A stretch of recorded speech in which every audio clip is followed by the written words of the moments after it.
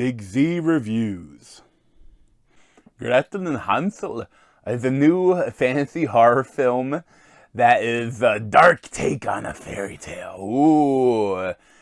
And it's a pretty film. The cinematography is beautiful, and there's some interesting things it does. But as a whole, it is very boring, which is honestly kind of tough to do for a film that's under an hour and a half.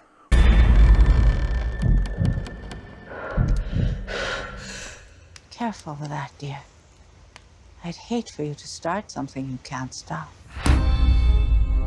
Pleased to make your acquaintance. I'm called Gretel, and this rough one here is my brother Hansel. So this was directed by Oz Perkins, and the mainly stars Sophia Lillis as Gretel. This is Gretel's film, not Hansel. And it does a lot of interesting things. But, I mean, I'm not sure about it. Like, I wasn't sure about it even from the trailers, but I thought I'd check it out. And I think that, I don't know, the story is so simple. You know, the actual, fairy tale of Gretel and Hansel. Hansel and Gretel, they follow breadcrumbs into the forest when their parents kick them out or whatever, and they find a house made of candy, and they eat it, and then the witch comes and fills them up, and then they throw the witch in the oven and kill her, and they go back home champions and everything. That's it, But this one, it does some interesting things. Like, the aspect ratio is kind of narrow. It's not quite like The Lighthouse, because The Lighthouse I thought looked like shit in the big screen, and this looks really good on the big screen. And it just gives everything's kind of tight. But it gives it like an eerie kind of thing, and the production design, the cinematography is beautiful and creepy, and there's a lot the design of everything is really cool. But I think the actual story, like, if you're gonna change things, I wish they would have changed more, maybe. And it's so funny. There's it starts out, and this weird probably the worst part of the film is throughout. There's this voiceover by Sophia Lillis, Gretel, and it just feels so tacked on, like they put it in the last minute, the original Blade Runner cut. And it's out of place and weird, and it doesn't really work for the film. But I guess they had to, we need to explain things, so just throw some voiceover on top of it. And the other thing about the voiceover is none of the characters' accents sound the same. Like, not even close. Like, not even Gretel and Hansel. Like, Gretel is, she is speaking a straight up American accent. And Hansel is kind of like a British accent. I don't know what accent the witch is. But, and they're in Germany, you assume. And it's odd. You think they would have tried to make at least Gretel and Hansel sound the same. But it's so weird, though. At the beginning of the film, the mom kicks them out, and they go traveling. And so they're traveling the world a little bit first. And the world is interesting. I would love to see more of this weird world, because they find this random house that still has candles lit. But they go in, oh, no one's home. I guess I'm going to lay in bed. It's not bad.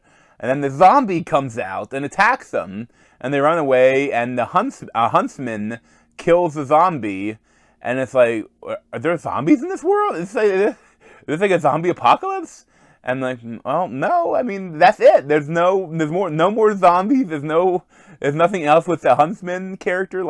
You could have took out the whole 10-minute beginning scene, and it would have no impact on the movie, except that it would make it under movie length, under an hour 20.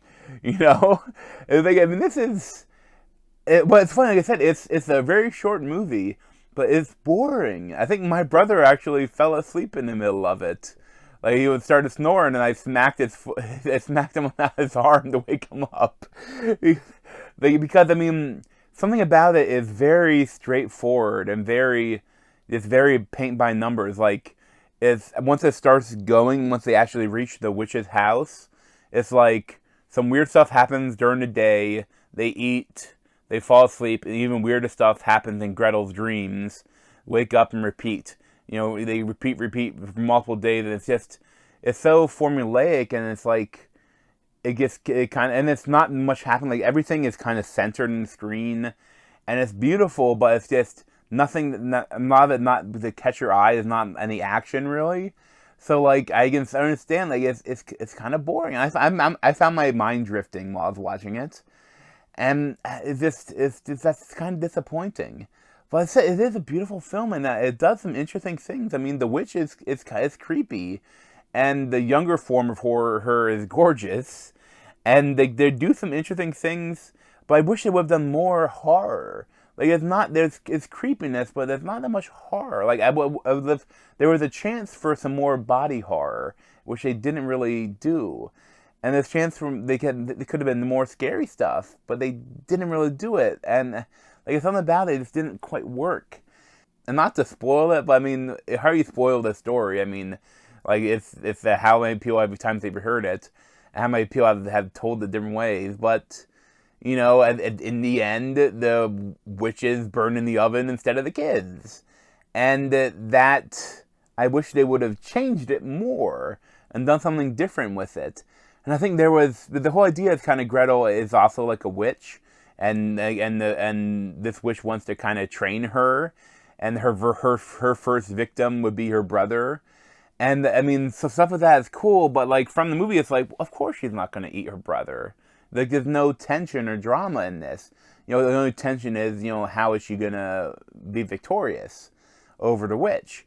I really think they missed an opportunity, like to have more, maybe like the witch training Gretel, and then showing her all she can do. And there's a bit of that, but I wish maybe even more of that, and maybe even more like into like the darkness, like maybe like showing her sacrifices and things, and you know how maybe even like instead of her like witnessing in a dream, like how like showing how they make the food or something, or like having her doing it, having her sacrifice something, and having her like sacrifice a small cute little animal, a bunny or something, and have it like you're not sure, like the character might kill her brother, might eat her brother. Like I wish they could have done more.